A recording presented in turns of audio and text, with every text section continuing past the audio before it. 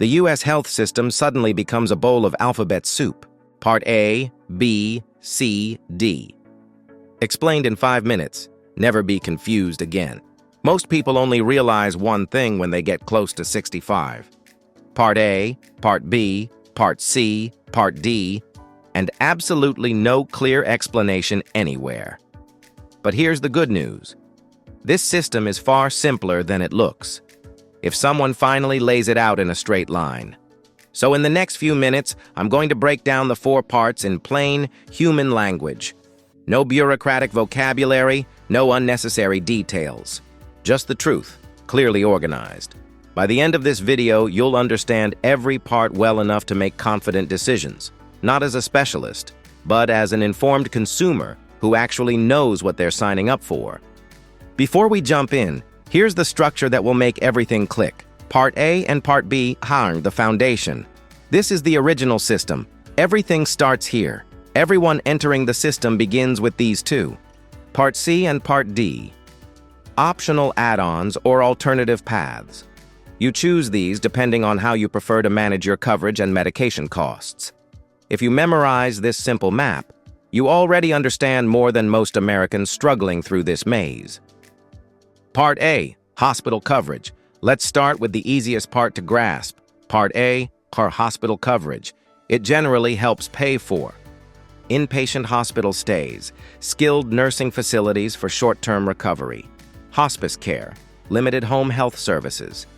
Most people don't pay a monthly premium for Part A because they paid into the system through payroll taxes over their working years, or through a spouse who did. But here's what often surprises people. Part A does not include long-term care. It won't cover assisted living, adult care homes, or custodial care.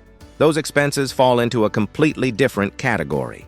And yes, Part A comes with specific deductibles and cost-sharing rules, meaning it doesn't erase hospital bills, it simply helps reduce them. Part A is the hospital side of the structure. Clean, simple, clear. Part B, medical and outpatient services. If Part A is hospital, Part B is everything outside the hospital. Part B helps cover doctor visits and specialists, lab work, scans and diagnostic tests, preventive care, outpatient surgeries, durable medical equipment, physical therapy, ambulance services, certain medications administered in a clinical setting. Part B does have a monthly premium, and that catches many people off guard, especially if they assumed everything would be fully paid after 65. It also has a yearly deductible, and after that, Part B typically covers about 80% of approved services. The remaining 20% comes out of your pocket unless you add additional protection, which we'll address shortly. Together, Part A and Part B form the original core. This is the starting line. Part C, the private alternative. Now let's talk about the part that generates the most questions. Part C. Part C is a private alternative to receiving your Part A and Part B benefits. Instead of receiving coverage directly through the government, you get it through a private insurance company. Think of it like choosing between 2 highways that lead to the same destination. Part C is simply the private highway. These plans come in familiar formats: HMO, PPO, and others. Most Part C plans include additional perks such as basic dental cleaning, eye exams, hearing benefits, fitness programs, transportation options, meal support, home safety improvements, and often integrated drug coverage. Many people choose Part C because the monthly premiums can be low or even zero. But the trade-off is clear.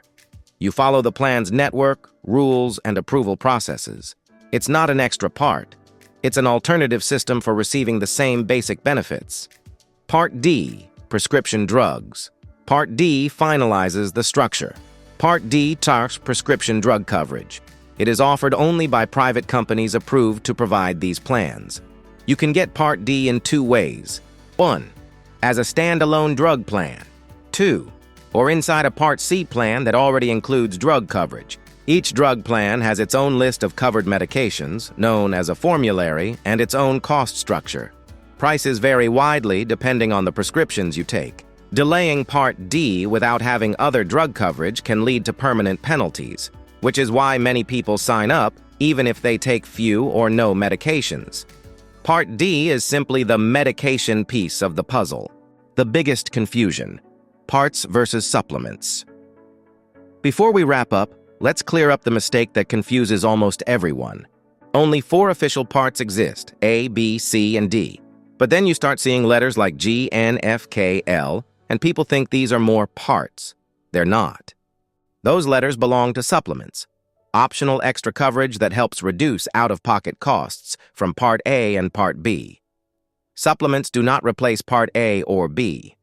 They do not change the structure. They simply help cover certain gaps such as deductibles, coinsurance, and copays. So remember this clean distinction: parts, the system; supplements, optional extra protection; AD, official parts; G, N, F, and the rest, supplements only. Once you separate these 2 categories in your mind, the entire structure becomes far easier to understand. Here's the entire system in one simple line. Part A, hospital. Part B, medical. Part C, private alternative to A plus B. Part D, medications. 4 parts, 4 clear roles. One system that finally makes sense when someone explains it properly. If this video helped clear the confusion, subscribe, because clarity is exactly what the Savrly delivers.